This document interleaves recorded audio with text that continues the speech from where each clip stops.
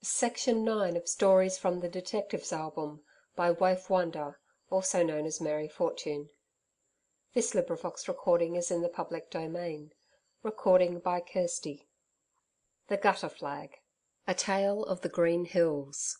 So many visitors to our exhibition will read the Australian Journal during their stay in the city, which is the result mainly of those wonderful goldfields from which we unearthed our treasures, that I think I had better make this a tale of the old digging days when I was a mounted policeman and not a detective. Coming from distant lands, where they will have, doubtless, read strange and but little understood narratives of our great rushes, where thousands of miners dug up gold in lumps like potatoes, they will see the trophy representing our finds in the exhibition building they have passed so many thousands of miles of dangerous ocean to see, and wonder how and under what circumstances we gathered it in. Let me tell them a story of the Green Hills Rush. It was Saturday evening one night in November, so far back as 1856, and, being stationed in the Green Hills Rush, I had just ridden in from duty at the Buninyong station.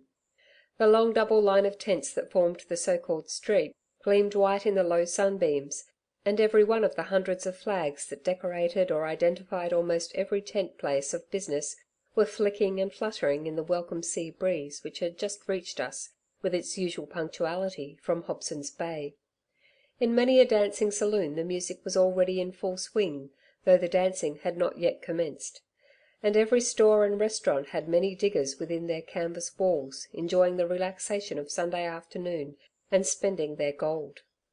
Allan's store was the nearest to the Buninyong end of the street, and a place I always dropped into when I had an opportunity.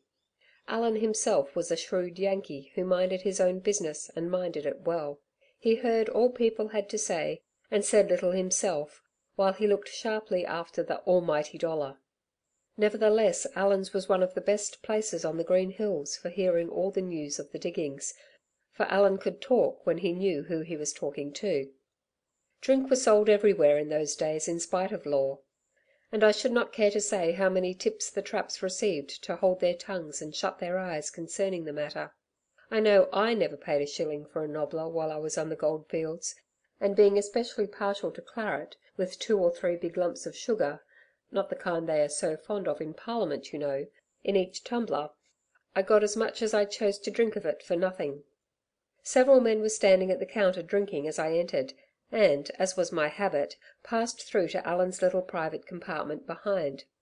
Among these men, the noisiest and loudest was known as Wild Sam, a drunken vicious chap with fair hair and red whiskers, who was one of 4 mates working a deep shaft just at the back of our camp. He was blowing about their vicinity to the gutter, and prophesying that their claim would be one of the richest on the Green Hills. "But I've bad mates," he added with an oath. "That cursed young Burke is on my shift, and he makes a regular practice of leaving the windlass for an hour at a time every night nearly, while I'm kicking my heels below for want of the bucket." "That's a rum sort of go," returned one of the listeners. "What does he go for? Drink?" "Drink!" cried Wild Sam with a loud haw-haw laugh. "Not it! He goes to meet that girl of Claver's that all the diggers are crazy after. Ah, she's a beauty of a sly one, that Mates. 'Twas me yesterday, and now 'tis Burke. Lord knows who'll be next. Dan here, perhaps." And a chorus of coarse laughter greeted this witticism, for the Dan alluded to was a hunchback and a most repulsive looking object. "I had the curiosity to climb up the shaft last night to see what my lad was after, and there, not a stone's throw from the poppet heads, I sees my hearty Burke a kissin' and huggin' that modest Miss Dorothy Clavers at 11 o'clock at night among the shafts." A sudden silence that seemed to have fallen on the men around him, as quick glances were turned toward the door, made Sam turn and look also. A handsomely built man of about 30, with dark hair and beard, and large grey, heavy-lashed eyes, was standing in the wide doorway. He was dressed in the usual digger's costume of the day: moleskin trousers, light Crimean shirt and wide-awake felt hat. His fine eyes were flashing with anger, and his fists clenched as he strode towards Sam. "Who is that you are letting your vile, ignorant and lying tongue loose upon, Sam Markley?" he asked in tones his fierce passion rendered tremulous. "Oh, you needn't take the young lady's part, mate," was the sarcastic reply. "You're an old bloke of hers, That you may believe me, she's thrown you over as well as me. A girl that meets chaps in the middle of the night—" But Sam did not conclude his sentence. A strong blow went out straight from Dave Drew's shoulder, and Sam fell to the ground literally as though he had been shot. The men drew back and not one showed a symptom of interfering. Sam was no favourite among the diggers, and Dave Drew was. "If you want any more, you cowardly defamer of women, get up and get it!" cried Drew, and Wild Sam struggled to his feet. The blood was pouring from his nose, and one eye was already swollen and black. "I'll be revenged for this, Dave Drew, if I should hang for it!" he exclaimed, as he dashed the blood from his face with one hand and threatened his mate with the other. "I daresay you will, if I let you," retorted Drew. "And now let me hear of your saying one word such as I heard you say a minute ago about Dorothy Clavers, and I'll hammer you out of all semblance of humanity." And Dave went out into the street with all the blood in his body at fever heat with rage and annoyance.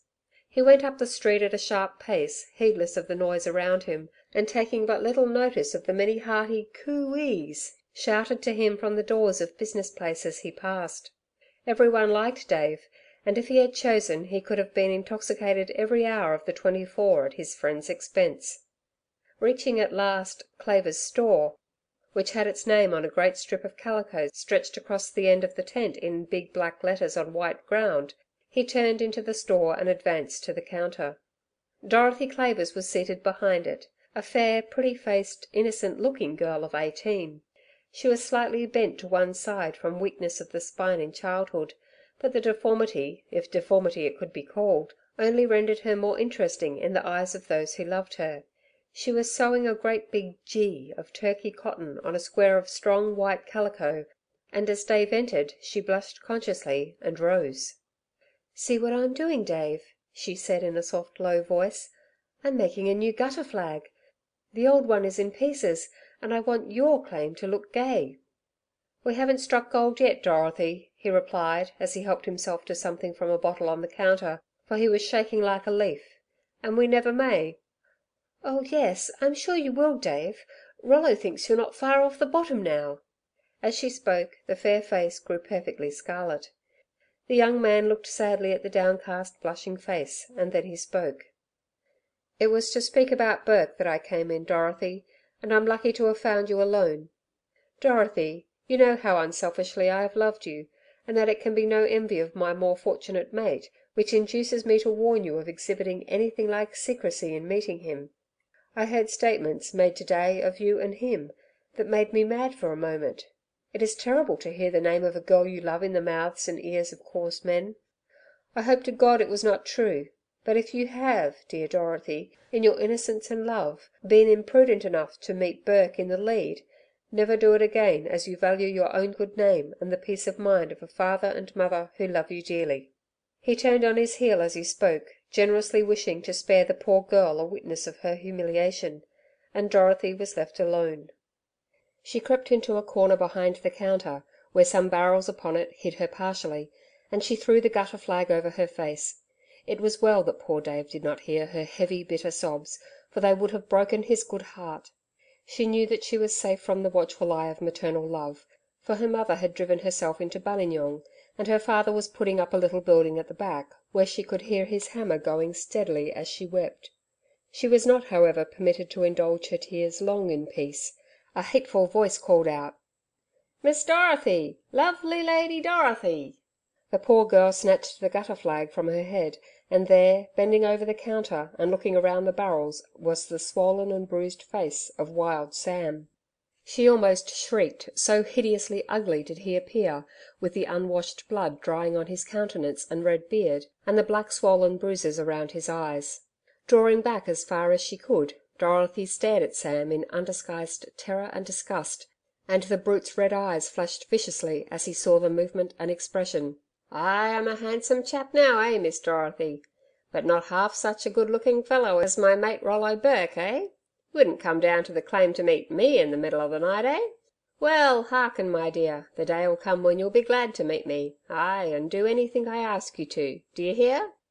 I got this pretty face from your old bloke, Dave Drew, all on your account, and I'll be revenged on the lot of ye, if I hang for it." "You are a bad man!" cried Dorothy with desperation, as she threw the gutter flag over her head to hide Sam's horrible face from her eyes. "You're a wretch! Go away, or I'll call my father." "You'll call him one day when he won't hear, my dear. Is that the new flag you're making for our shaft? What a nice face cloth it would make for a dead girl." Dorothy snatched the gutter flag from her head in horror at the awful insinuation of Wild Sam, but when she ventured to peep around the barrels the shop was empty. Sam had disappeared. The terrified girl looked at the bit of white cloth with its red letter as it lay on her lap, and she shuddered as though a cold wind had passed over her. To her nervously disordered vision the big G got blurred into a red patch like a bloodstain, or stared at her as the initial of the word grave. Hurriedly folding the flag up, she placed it on one of the shelves in the shop and hurried out to call her father, feeling really afraid to stop there any longer. But she did not tell him one word of Wild Sam or his threats. As Dave Drew left the store with a sad heart, for he had loved this gentle girl dearly, and the knowledge that her name was in the mouths of vile and heartless men grieved him sorely. A sturdy old man with a little rough terrier trotting after him was coming up the street. He was an odd looking old chap, tall and gaunt, with keen eyes under shaggy grey brows, and a short grizzled beard on his chin and around his firm, pursed up, obstinate looking mouth. He had on moleskins of a peculiar brown, dyed in wattle bark by his own hands, a funny looking jumper gathered around his waist with a drawing string and hanging in bags all around his spare figure, while to crown all he had a great, broad-crowned cap, with a band and a no peak, made of white tent canvas by his own fingers, drawn tightly down over his forehead until not a hair of his grey head was visible, save at the back where a few long, straggling locks escaped and hung down over the collar of the jumper. He carried a pick over his shoulder with a shovel suspended from it over his back, and a black billy in the other hand. "Well, Dave," he said, as the other joined him and walked by his side, "you're at Clavers again. Why, man, I thought you had more sense than to go there like a silly moth and get the remains of your wings singed again." "I had to go, Daddy," the young man said in reply. "I could not help it. But you need not fear for me, my good old friend. I shall not tempt the fire again. I know it would be useless. How goes the sinking on the Green Hill?" "I think I'll bottom to morrow," the old man replied in a mysterious whisper. "I'm down on the pipe clay, and see, what is that?" They had left the street and were going up the hill towards a white tent about 50 yards from the working deep shafts, when old Daddy Lawson swung pick and shovel from his shoulder and unhooked the pick from the handle of the shovel. "What does it look like, Dave, my boy? What does that look like?" That was the point of the pick, that on one of its smooth sides gleamed as though it had been gilded. Dave took the tool in his hand and examined it closely. "I should say it's been through a nugget, Daddy." "Ay, so should I, lad. But how big is it?" "I'd have bottomed before I came home, but didn't want to leave it bare, and the sun is low. But, oh, man, how I wish 'twas to morrow. I hope it'll be a good claim for your sake, Dave, my boy. That shaft of yours has been a hard pull on us. On you, Daddy. I had nothing to lose, but I wouldn't take a penny more from you if you got 100 weight. If this claim of ours below here doesn't strike the gutter, I'll be off with my swag back to Chinaman's Flat." "No, you won't, my boy. We're mates, you and I. We agreed on all that long ago. I was to find the working expenses, and half of your share is mine, when you strike the gutter, and half of my gold in the shallow sinking yonder is Dave Drew's." "But Dave Drew has not found any expenses for your shallow sinking, Daddy.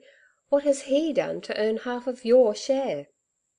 They had reached the tent, and old Daddy tossed his pick and shovel on the ground as he laid his hand on the firm shoulder of the young miner. "You've made an old man happier than he's been for 20 years, my son. You've given him an interest in a life that was a burden to him, and you must not forsake him now and leave him to his loneliness again. No, no, Trip and me couldn't do without Dave, could we, Trip?" And the little dog jumped and barked around them both as if she really understood that the question was one involving both their interests. Dave pressed the old man's hand hard, but he could not speak. In spite of his fine form and stout muscles, he had a heart as soft as a good woman's. He bent to caress the little dog to hide a suspicious glistening of his fine dark eyes. He did not feel a choking in his throat when he felled Wild Sam to the ground for speaking evil of the girl who had refused the wealth of his faithful love and arm, strong to shelter and protect. But he was incapable of speech through strong emotion now, when he heard in the affectionate, tremulous tones of an old man that he loved him. And Trip too. Why, with an old friendless man to comfort, and a faithful dog to caress, he could not be altogether unhappy, even though a simple pretty girl had refused him the treasure of her heart. He loved his young mate Rollo Burke too, and in the greatness of his unselfish soul believed him far more suitable to pretty Dorothy than a great rough fellow such as he would have been. If she was only happy, that was all he asked. If she was only always happy, that was all he asked. He was thinking so as he raked together the still red embers against the big fallen tree where they had prepared their morning meal, while the active old Daddy brought a fresh billy of water up from the River Leigh, the blackfellow's Yarrawee, and slung it over the fire. When the supper was ready, they sat on the grass and ate it, eating their chops off tin plates and drinking their tea out of tin pannikins, while the murmur and music and shouts and laughter of a Saturday night on the diggings came up the hill to their ears, only subdued by distance and the rustling of branches above them as the sea breeze freshened on the quiet hillside.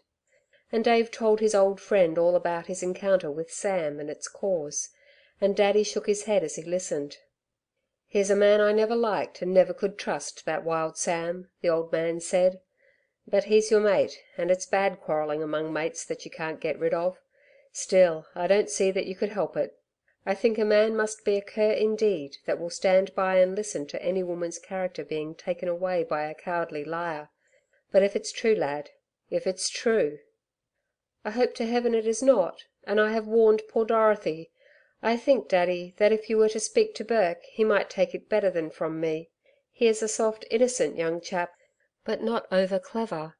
I'm sure he loves Dorothy as well as it is in his nature to love, and would not willingly harm a hair on her head. Will you speak to him to-morrow, Daddy? Of course you need not say I laid you on, as he might not take it so well." "Ay, I see. But why not to-night? The sooner a good thing is done, the better." "Rollo and his 2 or 3 more are going out 'possuming to-night, Daddy. You'd better leave it till to-morrow. You'll see him at his tent. We change shifts to-night. I go on at 8, so I must be off." "Well, lad, I'll have a bit of supper ready for you when you come home at 12, so be sure and come straight from the shaft." "Oh, you may be sure of that, Daddy," and Dave meant what he said. But, for all that, he did not come straight home from the shaft. About an hour later, when the full moon was showing her big round face over the hill opposite Claver's store, Rollo Burke, with 3 or 4 other young men, one of whom was Wild Sam, entered the store. Clavers was busy, it being Saturday night, and both Mrs. Clavers and Dorothy were assisting behind the counter. The young miner on whom poor Dorothy had bestowed her affections was a handsome, fair youth of 21, with blue, soft eyes, and the lithe, supple figure of a young Antinous. He carried a gun, as did indeed all of his companions, and exchanged a loving glance with blushing Dorothy at the moment of entrance. Wild Sam hung a little back at first, but on being addressed by Clavers, went boldly forward to the counter behind which the girl had wept in the evening, and his first glance, after it had swept sinisterly over Dorothy, rested on the gutter flag she had laid on one of the shelves after his horrible association of it with a face cloth for the dead. "Hullo! Are you all bound for a 'possum raid?" asked Clavers. "Why, Sam Marksley, what's the matter with your face?" Sam laughed harshly as he went forward to the counter. "Oh, a few love marks I got on account of a certain young lady," and he glanced quickly from the gutter flag to Dorothy's now pale face again. Clavers had heard nothing of the scene between Dave and Sam at Allen's. Of course he was not likely to hear, as his own daughter was so concerned in it.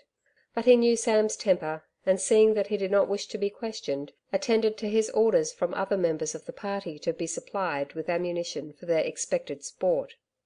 The young miner, Rollo Burke, had heard nothing of it either, for the same reason, doubtless, and Sam had accounted to him for his bruised face by stating that he had stumbled and fallen in getting down from the elevated mouth of their own shaft. So, paying little attention to what was going on around him, Rollo, affecting to require a pocket handkerchief very badly, selected one from Dorothy, and whispered to her all the time. "We'll be home early, Dorothy.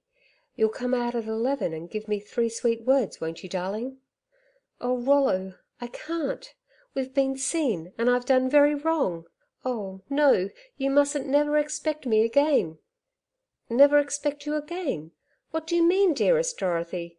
Surely you're not going to throw me over now. I can't live without you, and I won't. If you give me up I'll die. You must let me see you alone, darling, or I will not live to endure it." He spoke vehemently, and the young, fair, handsome face flushed. Rollo's soft blue eyes were half full of tears as Dorothy met them for an instant and then drooped. No wonder Dave had called him soft, and not over clever. A needless duplication, by the way, for clever people are rarely soft. "I am not going to give you up, Rollo. You know I love you and always shall," she whispered softly, "but I cannot meet you secretly again. Have you not heard?" And then remembering that Wild Sam was present, and what a quarrel the truth might engender, she stopped suddenly. "Remember what? I remember nothing but that I must speak to you some time or I shall die." "You must speak to father," she said softly. "You know I would have done so long ago, Dorothy darling, if we had bottomed on the gutter, but we are certain to do so, sooner or later, and then I may have a chance with your father. Now I have none." "Meanwhile you must try and be content with seeing me in the store, dear Rollo. See, here is mother coming. Take your handkerchief and go. But for my sake, Rollo, take care of yourself tonight. I'm afraid of those guns." "God bless, my love. I shall take care, dear. My life is valuable to me now that I am assured of your love." While this low-toned conversation was being carried on over a box of handkerchiefs, Wild Sam was not idle. Half seated on the counter over which he had terrified poor Dorothy, he held his gun between his knees with one hand, while with the other he affected to toy with the yardstick which Mrs. Clavers had left lying upon the counter before the drapery shelves. He had paused to watch Dorothy after he left the store earlier in the day, and recognized the horror with which she had folded and put away the gutter flag, that flag, for a purpose of his own, he was bent upon gaining possession of. Watching his opportunity, he deftly inserted the end of the yardstick into the folds of the flag, and with a quick movement twitched it to the counter. In another moment it was hidden in his breast, and his immediate purpose was accomplished just as the party, noisily gay and full of spirit, left the store and emerged into the broad moonlit street, outlined as it seemed to be with huge calico lanterns, through the unlined sides of which the forms of billiard players or gyrating dancers were plainly visible. I myself was standing at the door of the police camp as the party came chatting and laughing down the moonlit street. They saw me and stopped. "Come on for an hour's 'possuming, Sinclair," one of the chaps said. "I know Smith's in the camp, so you have no excuse." "Yes, Smith is here, and I'll go, but I mustn't be long, as I have to go up the street on duty," I replied. "Oh, we're all going up the street," another said laughingly. "We'll give the 'possums an hour or so only. I'm bound for a dance at Mac's tonight." "And I," was the cry. "And I," said Rollo Burke also, for Mac's was opposite Clavers, you see, and if he could not speak to Dorothy, he could at least watch her passing to and fro in the store, and if luck favoured him, perhaps get a chance to exchange a word with her during her parents' temporary absence. The green hill to which we were bound lay almost close to the diggings, and rested, soft looking and beautiful in the night's full flood of moonlight. The rest of a perfect stillness and peace seemed to lay with the moonlight upon its rich green sward, and the grand old trees that stood in hushed repose around its rounded top. What a contrast between the calm of nature on the green hill slope we ascended, and the light and noise of the goldfield below. In the lead, many of the sailor miners sang in unison as they worked the windlass, while in occasional pauses could be heard, repeated from a dozen shafts, the warning, "Look out below," as the bucket descended. The crash of brass bands, mingled with loud shouts of laughter, came up to us, as one or two of us paused about halfway up the smooth ascent to get breath and look at the strange scene presented by the tortuous and strangely illuminated street below. "I should like to have a little cottage up here," said Rollo softly. "How pleasant it is, and how peaceful." The poor lad was, doubtless, thinking of a little home with pretty Dorothy for its love light. You may easily get that if you bottom on the gutter, as everyone thinks you will," I returned. And I have often remembered since how almost unearthly beautiful the youth's really handsome face looked with the pale moonlight on it, and a smile of hope and happiness wreathing his perfectly curved lips. It was a grand night for 'possum shooting, and they were plentiful among the old trees on the green hill. Soon our little party was scattered, while each man searched, with a keen eye, the giant branches between him and the moonlit sky, while shot after shot began to crack and echo in the clear air under the old trees. When I had at last dropped my own 'possum, which had, even in death, clung to its branch with its curled tail, and refused to be dislodged until I shattered the said tail with the contents of another barrel, I saw Rollo Burke at but a little distance holding his gun by the barrel while its butt rested on the grass as he gazed up sideways toward a branch far above his head. Sam Marksley was standing near him apparently watching the same "game". All this I saw in a moment ere I stooped to lift my dead 'possum, and as I stooped, a shot and a cry that seemed to be simultaneous raised me again instantly to see Rollo lying upon the grass with Sam Marksley bending over him. "Oh my God, he's shot!" the latter shouted. "Sinclair! Harry! Tom! Come, for the love of heaven, Rollo's shot!" Being the nearest, I was first by the side of the wounded youth. He was lying almost on his face with the discharged gun just dropped from his outstretched left hand. From under his left ear a rapid red stream was pouring. And as we turned him over and raised his head and shoulders to Wild Sam's knee, I tore up our handkerchiefs and tried, but vainly, to staunch the flowing stream of life. Never shall I forget the hopeless and despairing look the poor lad turned on me, or the terrible gasping whisper, "Oh, God, have mercy on me. I am dying, and I so young." "Keep up your heart, Rollo," I said as cheerfully as I could while my heart was sore. "Harry's gone for the doctor, and he'll set you all right. See, the blood has almost stopped. Take a sip out of Sam's flask now, and you'll be better." He drank the brandy and seemed for a few moments revived, while still the blood oozed silently from the ghastly wound. "How did it happen, Rollo?" I asked, when I saw him better able to reply. "I don't know. I was looking up for a 'possum, and had the butt of the gun on the ground. It must have caught in something, for it seemed to give a jerk in my hand." "It must have caught in the bushes. It was near the log there," Wild Sam observed, as he knelt with his arm under Rollo's shoulders and the youth's head pressed against his treacherous breast, where was hidden the gutter flag he had stolen from bereaved Dorothy Clavers. "It wasn't near the log," I interrupted. "I was looking at you both the instant before the gun went off. You were standing within a couple of feet of Rollo's gun, Sam." Even in the moonlight I noticed the deadly pallor of the man's cruel looking countenance, and a strange suspicion shot into my mind.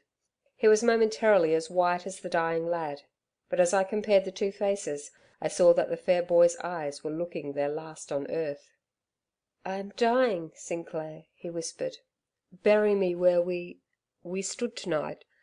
I hope for a home there. Let me find one the last." And then with a murmur of "Dorothy, Dorothy, my grave," which was choked by that awful rattle of death, the fair head slipped from the treacherous breast, and Dorothy's young lover was dead. It was a sad procession that went down the peaceful hillside we had mounted in such spirits and so full of fresh young life. Having improvised a hurried stretcher of branches, we laid poor Rollo on it, and softly and silently carried him down to the police camp.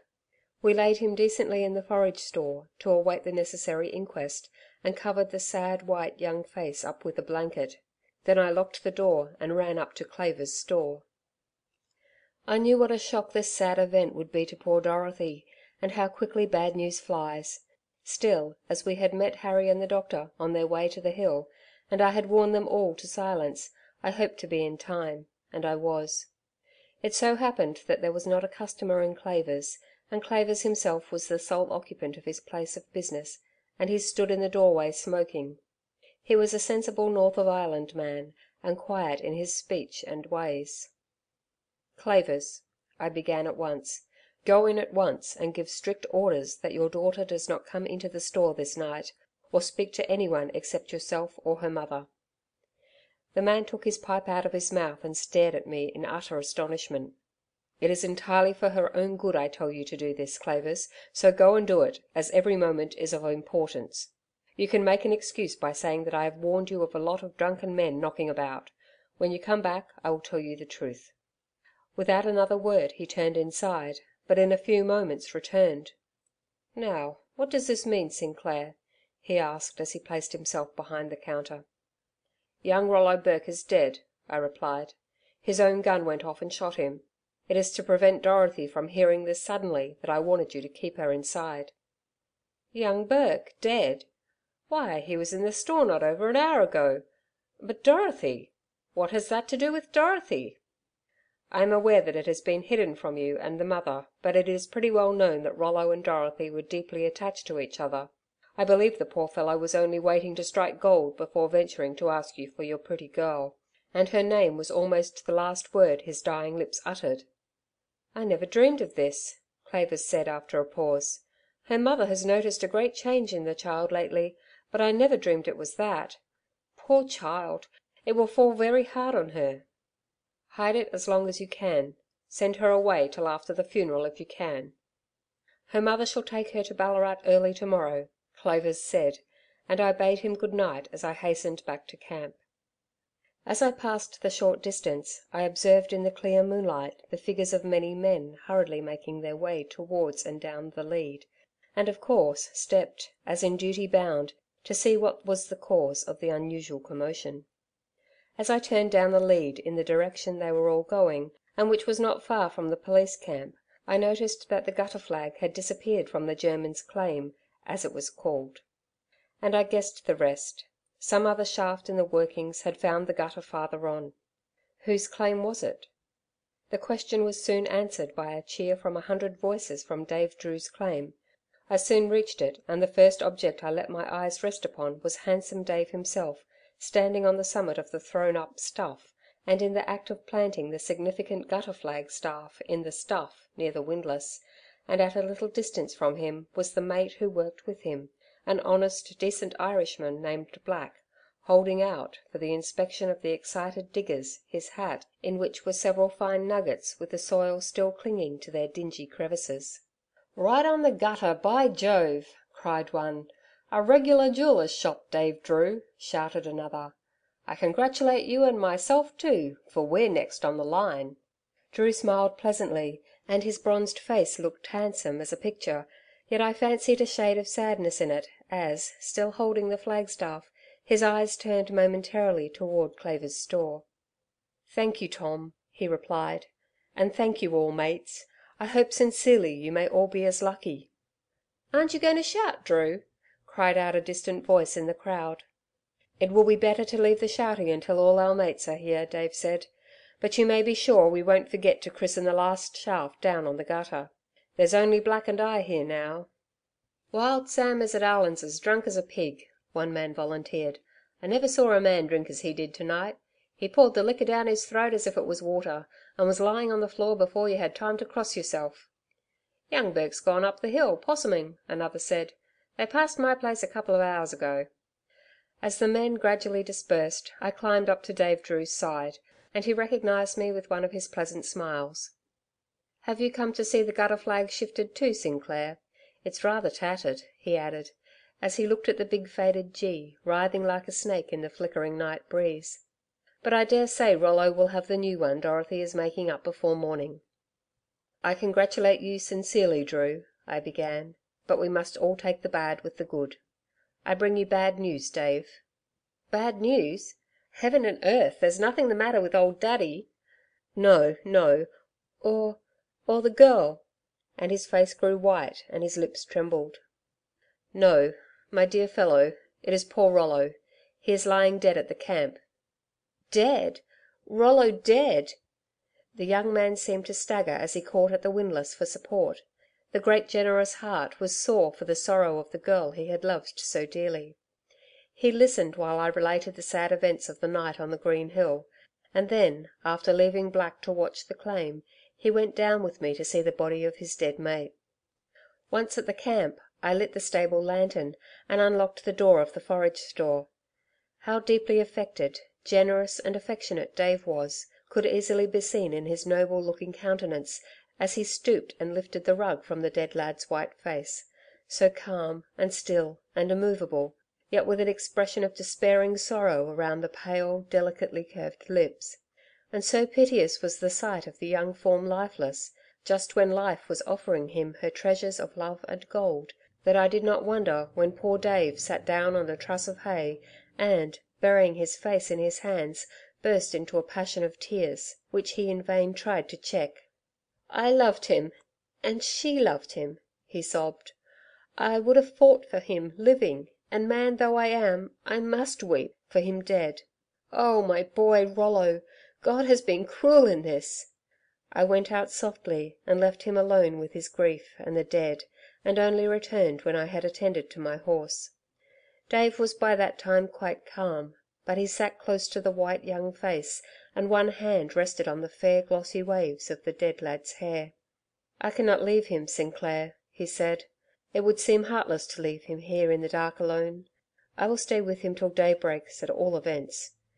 And so I stayed with him, and with the light of the lantern set on a corn bin flickering on the still cold face, and occasional breezes through the open crevices of the wooden store lifting the soft waves of hair that lay on the white brow, I told Dave more particularly of the events of the evening, and how I had arranged for Dorothy to be taken away on the morrow. "For he's sure to be buried after the magisterial inquiry," I said, "and the poor girl could see the funeral going up the hill. It would kill her." "I think it would, Sinclair. It was kind and thoughtful of you. May God bless you for it," he added fervently, and then we passed hours in a silence almost unbroken by a word. I confess that leaning against the hay I slept often, but Drew never closed an eye. With elbows on knees and his eyes bent on the ground or wandering to his dead mate's face, he humoured his own sad thoughts. Were they most with the dead boy or with the living girl? Was poor, old, waiting and faithful Daddy forgotten? Not quite. But remembering his good old friend's anxiety and disappointment, it seemed as nothing in comparison with the grief death had laid close to the young heart of Dorothy Clavers.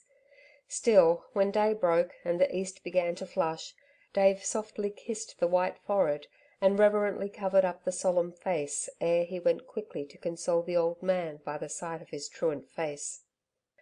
Old Daddy had pottered about, getting supper and smoking and talking to his little dog Trip about the hole he hoped to bottom on Monday, and which he dreaded might be discovered before then, for Daddy had been "prospecting" so cautiously that each morning he started from his tent in an almost opposite direction, and only gained the claim he was sinking on after a long detour, which he, of course, made for the purpose of throwing any curious watchers off the scent. From where he sat and smoked in the moonlight, he could see almost the very spot, which was, indeed, not far from where Rollo Burke's young life was even then flowing out among the shrinking blades of the horrified grass on the green hill, and talked of his hopes and fears to Trip, who sat on his haunches before the old man, listening eagerly, with one ear erect and with his honest eyes fixed on his old master's face. "I don't think anyone'll notice our hole, Trip, for them branches I put over it look quite natural, and they can't fall in on account of the logs. But for all that, I wish it was Monday, Trip." And Trip said, "Woof!" with such energy that he shook himself off his haunches and onto his 4 feet. "Ay, I know you wish the same, little boy. There's fine hunting in the old logs up on the hill, Trip?" And Trip said, "Woof! Woof!" double this time, and began to run around after his own shaggy tail, until he tumbled over like a drunken man. "I wish you wouldn't do that, Trip. It's not good for you. I knew a dog once who used to start running after his own tail every time the stampers of his master's crushing machine set to work, and one day, when he got dizzy, as you are now, he started down the lead like a mad dog, and was never seen again, until we found him dead near a shaft. Guess it was a fit. That was poor Lamont's dog," the old man soliloquised to himself, and not to Trip this time. "I wonder what has become of poor Lamont." And old Daddy puffed his pipe silently, and became absorbed in memories of the past so long that on looking up to the now high moon, he saw it must be long past midnight, and that all the shafts were silent. "Dave's gone in tow with some friends," he said, "and I'm glad of it. I'd like to see the lad quite over his disappointment about pretty Dorothy. Come, Trip, we'll turn in. Dave'll tell us all about it when he comes home." The old man slept soundly. He did not wake until the bright risen sun was shining straight in the low tent opening. It took him but little time to don his eccentric attire, and when he emerged into the open air he was surprised to see Dave sitting on the log against which the fire was burning, with the breakfast billy hung over it. "Why, Dave, my lad, you are back then. When I saw your bunk had not been slept in, I thought you had not yet returned. You did keep it up last night." And then quickly observing the depressed attitude of his favourite and the grievously sad expression of the handsome face, a swift train of thought carried the old miner's eyes down towards their shaft, and he saw the gutter flag floating proudly over it. "You've bottomed on the gutter, Dave. Hurrah! Why didn't you waken me up and tell me?" Drew lifted his eyes and looked down towards the claim. Yes, they had bottomed on the gutter, and he had almost forgotten it. What did dead Rollo care for gold? Of what use was it to him? It would neither buy a young girl's heart or soften the pain of the blow which had fallen upon it in the loss of her young love. "What is the matter, my son?" old Daddy asked anxiously, as he fully recognised the change in his young mate. "What can be the matter while yon gutter flag is flying? You haven't hurt yourself in the shaft, Dave, lad?" "No, Daddy, no.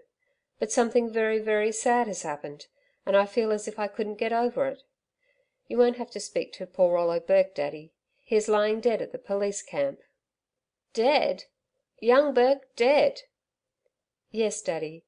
I sat by his corpse all night. He shot himself accidentally when 'possuming on the hill last night," and Dave went on relating the incidents of the night to the grieved old digger.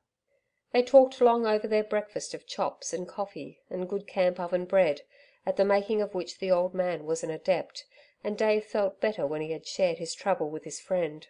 There was something soothing in the Sunday morning's quiet too, and in the fresh morning air of the hillside. As, here and there, among the thickly clustered tents, near the lead, threads of blue smoke arose and swelled into columns as the big out-of-doors fires caught fresh fuel and boiled many billies, diggers' forms began to move about in beltless trousers and open-breasted shirts and tumbled hair, just as they had turned out of their bunks. But there was not a sound of human vicinity came up to the mates on the hillside, until all at once a low, regular tap, tap, tap, tap, tap, tap, with short intervals, also as regular as the peck of the woodpecker, floated on the quiet air to the sharp ears of old Daddy. Dave heard it too, and with a sudden movement drew the pipe from his lips and laid it on the grass beside him. A look of fresh pain came into his face also, but he said nothing, until, when the old man had listened for some moments, he asked: "What can that hammering be, lad? Surely Cross would not work at the new store to-day?" "It is Cross, Daddy. He's covering poor Rollo's coffin. I sent Black to order it last night, and I called there before I came up home. Cross has been working at it most of the night." "Ah, poor lad, poor lad! But surely God knows best, Dave. Perhaps He has taken him away from many troubles and much sin. He knows it all best. But see, there is Mrs. Clavers and the girl making a start for Ballarat. Little she thinks that she is listening to the hammer on her sweetheart's coffin, or that his dead body is lying in one of the sheds she passes." Ay, little indeed. Poor Dorothy, though she wondered much at her mother's sudden decision about inspecting some goods at the wholesale house they dealt with in Ballarat, was not at all averse to the trip. Few pretty girls are averse to putting on their most becoming garments and going on a shopping expedition. But when the spring cart turned into the street with Mrs. Clavers driving, and Dorothy got a look, always her first, toward young Burke's claim, her pretty innocent face flushed up rosy red as she gasped in strong excitement: "Oh, mother darling, do see! The gutter flag, the old one, is flying on Rollo's claim. Oh, how glad I am! They have bottomed on the gutter." Mrs. Clavers grew pale to her lips. Put it off as long as she liked, how could the sad truth be broken to this bereaved child? That was the question the poor mother was propounding to herself while Dorothy rattled on. "I'm so sorry I didn't finish the new flag yesterday evening. It was so foolish of me. I didn't tell you, Mother, but something Wild Sam said to me about it made me fold it and put it up on the store shelf. I must finish it when we come back tonight, for that old raggy thing is not fit to be seen. Why, Cross the carpenter is working on Sunday. Oh, I guess Dave said he would get Cross to make a new flagstaff for my flag. That's it, and the flag not ready after all. Mother, I'd rather go back and finish the flag, for Rollo will be disappointed." "We must all be prepared for disappointment in this world, Dorothy, my dear," the mother said in a choking voice, for she knew that as our girl was speaking the beloved name, they were passing our police camp under one of the humblest roofs of which lay the dead young Rollo, who would feel disappointment no more. "We must expect it, my child. This is a world of woe and of death. No, Dorothy, I cannot let you stop at home to-day." "Are you not well, mother? You are speaking strangely," Dorothy asked anxiously, as she looked into Mrs. Claver's face. "I am low-spirited, dear. I am thinking of the troubles of life and how my Dorothy will meet them. I began mine early, when I was about your age. I was going to be married to a cousin I dearly loved, and he died.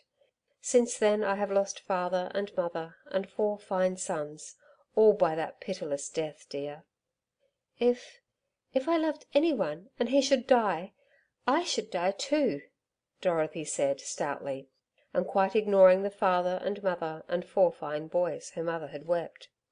"No, child, surely no. You would try to live for your father's sake and mine," and Dorothy kissed her mother, and no more applied the possibility of death to her own case than if her mother had never uttered the word. 2 magistrates from Ballarat reached our police camp early in the forenoon of that notable Sunday, and an inquiry was held over the corpse of poor young Burke, which resulted in his death being described as resulting from an accidental discharge of his own gun. It was observed that the red silk fringed sash which the lad, in common with many dandy diggers, usually wore, drooped its fringe so low that it might possibly have become entangled with the trigger of the gun, which was a hair one, and though I might have had other suspicions, how could I hint at them with no proofs to offer of what I only suspected? Wild Sam was not at the inquiry. He had been carried from Allen's in the morning so helplessly drunk that we found it impossible to arouse him, and my evidence was considered sufficient. We buried poor Rollo Burke when the afternoon sun shone full on his newly made grave, on the spot he had chosen on the green hillside. He had a noble funeral, though the hundreds who followed the velvet-covered coffin were clad in all the colours of the rainbow, and the Sunday dress of many-nationed diggers. Very few men indeed stayed away in tent or place of business, for the lad was a general favourite, and those compelled to stop at home stood at their doors and watched the sad procession winding away up the hill, with the quiet young tenant of the black coffin in the van. We carried him shoulder high, 4 at a time, changing often as the ascent was difficult, so sadly weighted. Clavers was one of those who lowered the fair head into the grave, and old Daddy read the grand old burial service over him ere we laid his last blanket of green sods over the lad. There were many dim eyes on the green hill that Sunday, and when we came away and left poor lost Rollo alone in his premature grave, even Sinclair, the policeman, felt a choking sensation in his throat, and a mist in his eyes that hid the lonely grave from them, as he turned to have one more look at it before the sinking sunbeams left it to the chill and darkness of the night. It was just on the edge of dusk that the Clavers' spring cart rattled towards the store. The reason of Dorothy's removal had spread from mouth to mouth over the diggings, and hundreds of eyes watched with curiosity, or interest, or pity, the poor girl's return home. Mrs. Clavers' face was white and rigid. She dreaded that Dorothy might learn the truth from some unguarded customer as they drove through the street, and made the tired horse go at his most capable pace, but she reached home in safety, and her father lifted Dorothy from the vehicle with unusual kindness. Dorothy's first look was at the gutter flag, still fluttering helplessly on Rollo's claim, and she cast an appealing look into her mother's eyes. "I may finish the flag to-night, mother, may I not? That does look so ragged." "On Sunday night, Dorothy? I am sure you would not like to bring ill luck to the claim." And the girl said no more, but followed her mother into the yard and kitchen behind. Poor Dorothy felt a strange depression of spirits that night, and one which alarmed her. She had unconsciously imbibed much of the weird superstition of her parents' native country, and, As she sat on her little white bed, preparing for rest, she tried, poor girl, to find a cause for the unusual weight that seemed resting at her heart. "I don't know what ails me," she thought. "Rollo's bottomed on the gutter, and mother bought me that lovely black silk to day, yet I feel as if some terrible calamity was over me. I suppose I am tired, and I wish I could have seen Rollo to night. I think I was a little angry and cross because mother wouldn't let me finish the flag, and that was wrong of me. I'll say my prayers and go to bed." She was kneeling beside her bed with her fair hair hanging over her shoulders and the innocent face buried in her hands, when there came at the little window a low continued tapping. Dorothy started and looked up, and she saw the finger of a man's hand creating the taps on the one pane of glass which alone formed the window. Dorothy's face flushed a rosy red as she got up hastily. Of course, it was Rollo, poor fellow. He was as much disappointed as she was.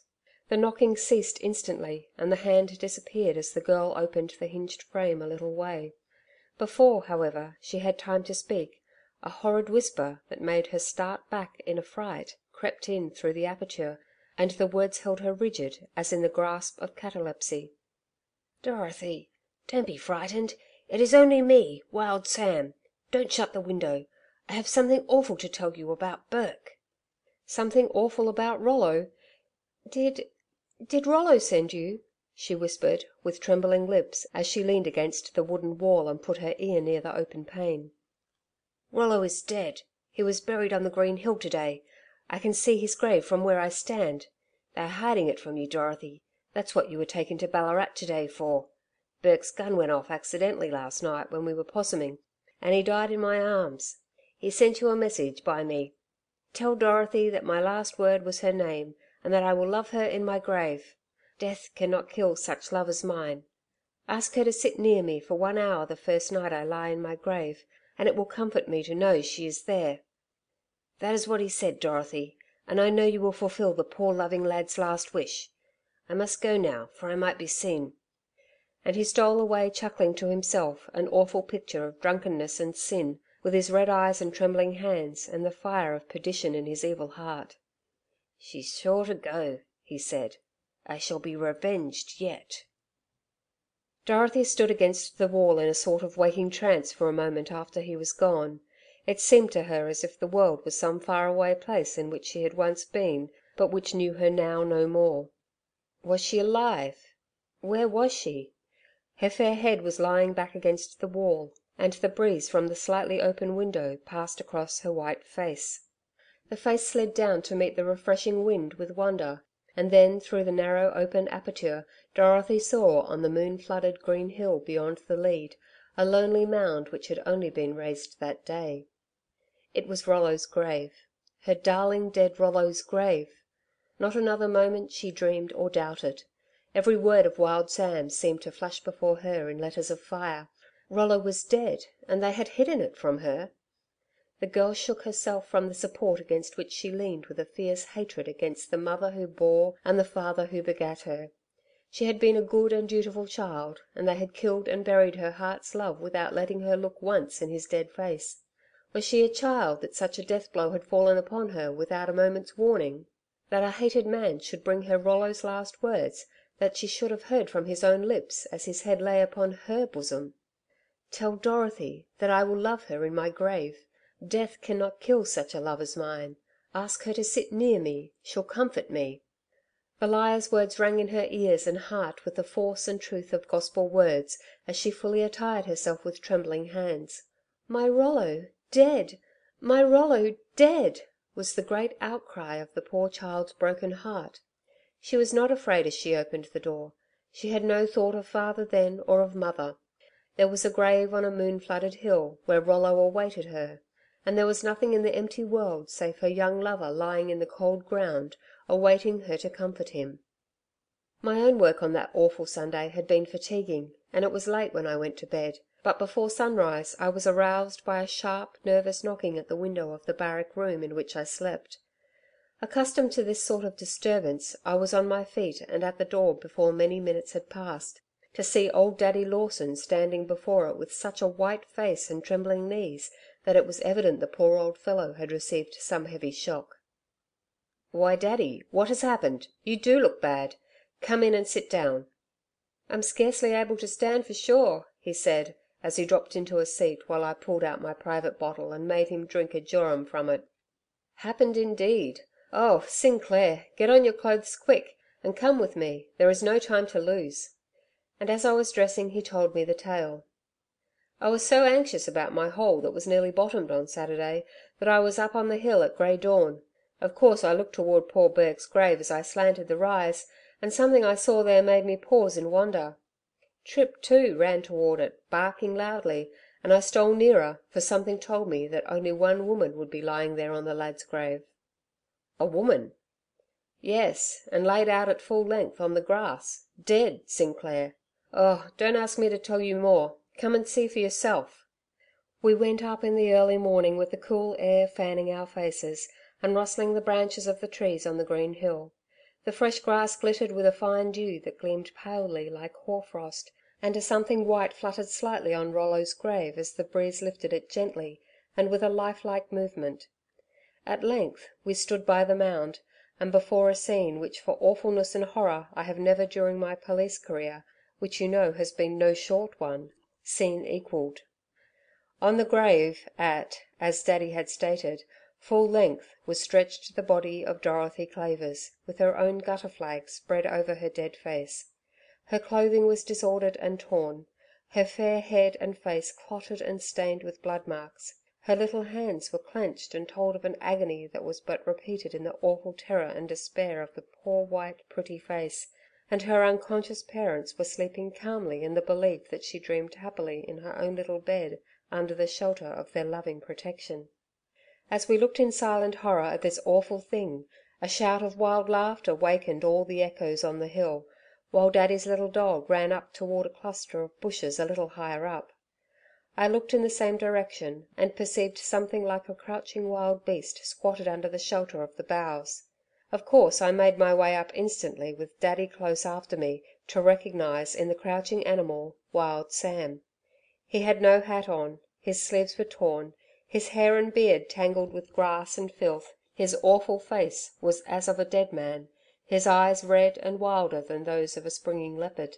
His coarse knotted hands were bloodstained and held grips of grass he had torn from under the bushes near him, and 6 brandy bottles, broken and whole, lay beside him.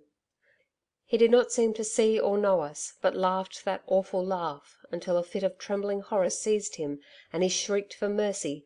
The wretched being was evidently in the wild paroxysm of delirium tremens. "Ha, ha, ha!" he shrieked. "That's what I call ability, Miss Dorothy? Stand off! Who says Wild Sam can't get revenge? A touch of my toe on the trigger settled your darling Rollo, And yourself, my pretty lady? Didn't I tell you the gutter flag would make a nice face cloth? I must get nearer and have another look at you." He tried to get on his feet, but couldn't, and then, with hands repelling some miserable horror, he shrieked aloud in such evident terror that big drops of cold dew stood on his face as he alternately fought with hands and feet, or shrieked for mercy. "Oh, go away! I promise! I promise! I won't touch Drew. I'll give up that. Oh, fire! Fire! My head! My head!"